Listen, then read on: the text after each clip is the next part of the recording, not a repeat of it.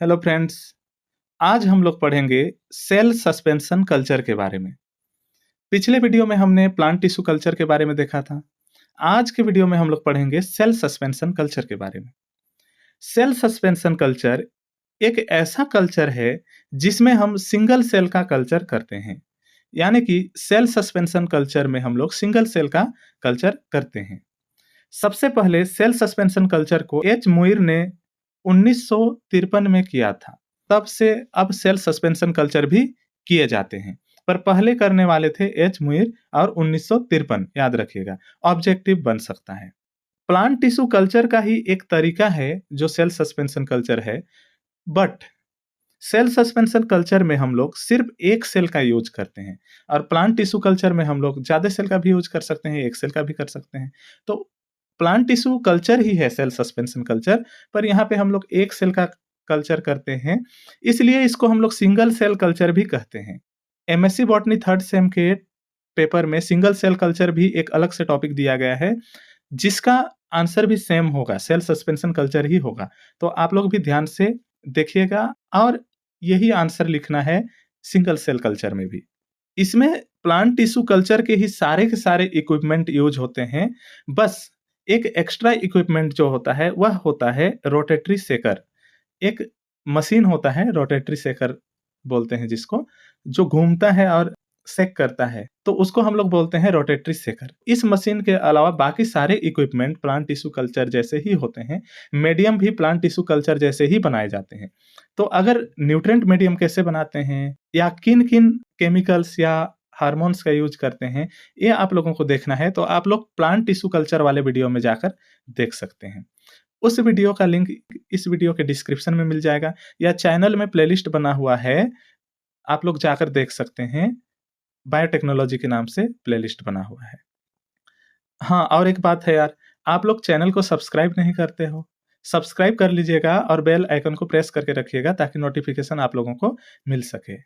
तो चलिए आगे देखते हैं हम लोग सेल सस्पेंशन कल्चर हम लोग किस तरीके से करते हैं।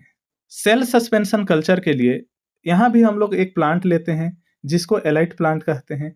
उस प्लांट में से किसी एक पार्ट को हम लोग अलग कर लेते हैं। जैसे प्लांट टिश्यू कल्चर में हमने किया था कि एक प्लांट पार्ट्स को लिए और उस प्लांट पार्ट को प्लांट से अलग कर लिए, तो उसको हम लोगों ने कहा था एक्स प्लांट। उसी एक्स प्लांट को हम लोग यहाँ यूज करेंगे सेल सस्पेंशन कल्चर में भी।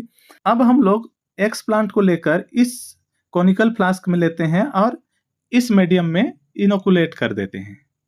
एक्स प्लांट को मीडियम में इनोकुलेट करने के बाद हम लोग कैलस फॉर्मेशन का प्रोसेस करते हैं। मतलब ये जो टिश्यू है प्लांट टिश्यू, इससे हम लोग कैलस का फॉर्मेशन कराते हैं। तो कैलस का फॉर्मेशन कराते हैं।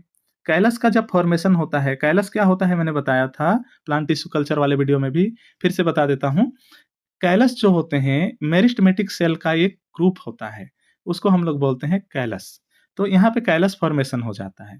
अब कैलस फॉर्मेशन हो जाने के बाद में इस कोनिकल फ्लास्क को हम लोग इस रोटेटरी सेकर के ऊपर रख देते हैं। रोटेटरी सेकर एक मशीन होता है जो मैं आप लोगों को दिखा देता हूँ। चलिए, ये जो मशीन आप लोग स्क्रीन पे देख पा रहे होंगे, इसको बोला जाता है रोटेटरी सेकर। ये घूमते रहता है और सेक करता है इस तरीके से। जैसे यहाँ पे कॉनिकल फ्लास्क रखे हुए हैं, ये घूमते रहेंगे तो इसके अंदर के जो मटेरियल हैं वो सेक होते रहेंगे, तो इसको बोला जाता है रोटेटरी सेकर, जिसको मैंने यहाँ पे बनाने की सुविधा के लिए इस तरीके से दर्शाया है। तो रोटेटरी सेकर के ऊपर हम लोग कॉनिकल फ्लास्क को रखे, अब इनको सेक करते हैं। जब सेक करते हैं तो यहाँ जो कैलस था, एक कैलस यहाँ पे अलग अलग एक एक सेल अलग अलग होने लगते हैं। कैलस के जो सेल होते हैं वो अलग अलग होने लग जाते हैं। अब यहाँ पे कैलस के सेल अलग अलग हो जाते हैं, तो कुछ सेल अलग हो जाते हैं, सिंगल सेल हो जाते हैं, कुछ अलग नहीं हो पाते हैं। ये जो मिक्सचर रहता है, उस मिक्सचर को हम लोग यहाँ पे बोलते हैं सेल सस्पेंशन। अब इस कोनिकल फ्लास्क को अब हम लोग यहाँ अलग कर लेते हैं, सेल सस्पेंशन को हम लोग रोटेटरी सेकर से हटा लेते हैं।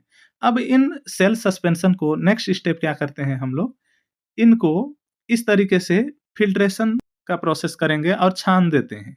जब इनको हम लोग छान देते हैं तो छानने पर जो सिंगल सेल हैं और छोटे सेल हैं, यानी कि छोटे टिश्यू हैं 2 3 4 सेल ऐसे, तो जो बड़े बड़े टुकड़े हैं कैलस के वो तो ऊपर छन जाते हैं, पर बाकी जो छोटे हैं सिंगल सेल या 2 सेल 4 सेल, ऐसे सेल ही पास हो पाते हैं।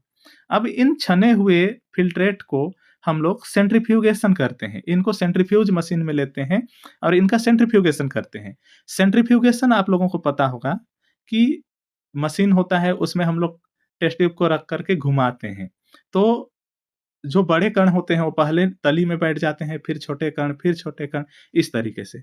तो जब सेंट्रीफ्यूगेशन करते हैं तो यहाँ पे जो बड़े-बड़े सेल होते हैं या टिश्यू होते हैं, वो नीचे तली में इस तरीके से बैठ जाते हैं और जो सिंगल सेल होते हैं वो इस तरीके से ऊपर में तैरते रहते हैं। तब हम लोग इस सुपरनेटेंट को, ये ऊपर के जितने भी तैरते हुए भाग होते हैं उनको सुपरनेटेंट बोलते हैं। उसको अलग कर लेंगे, किसी एक अलग पेट्री प्लेट में डाल लेंगे और नीचे के जो बैठे हुए अवसाद होंगे उनको हटा देते हैं। क्योंकि हमें काम इन्हीं ऊपर के तैरते हुए सुपरनेटेंट से है। क्योंकि इन्हीं सुपरनेटेंट में सिंगल सेल भी तैरते रहते हैं और जो बड़े-बड़े पार्टिकल होते हैं सेल के वो तो नीचे बैठ जाते हैं।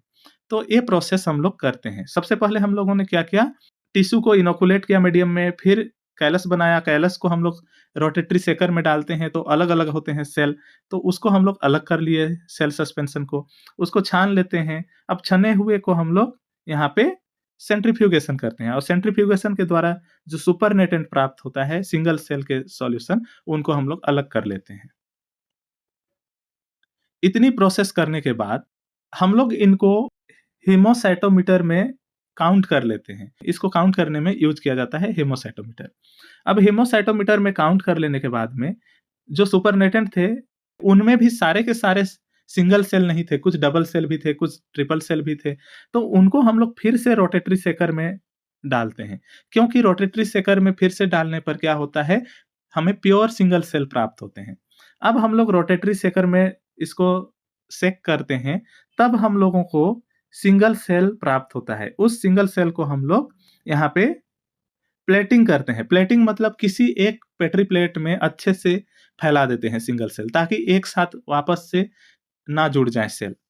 अब इस सेल को हम लोग प्लेट में फैला देने के बाद में, पेट्री प्लेट में, इस सेल को ग्रो कराया जाता है, इनको न्यूट्रिशन दिया जाता है और इनको ग्रो होने दिया जाता है। जब ये सेल थोड़े बड़े हो जाते हैं, साइज में बढ़ जाते हैं, तब इन एक-एक सेल को अलग-अलग लेकर एक-एक सेल से एक-एक एम्ब्रियो का फॉर्मेशन किया जाता है।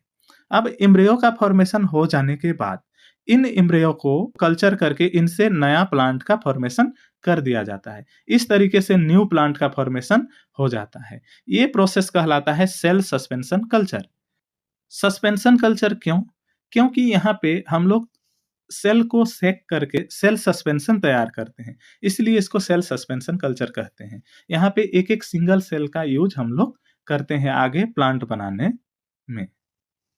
तो ये था सिंगल सेल कल्चर या सस्पेंशन कल्चर।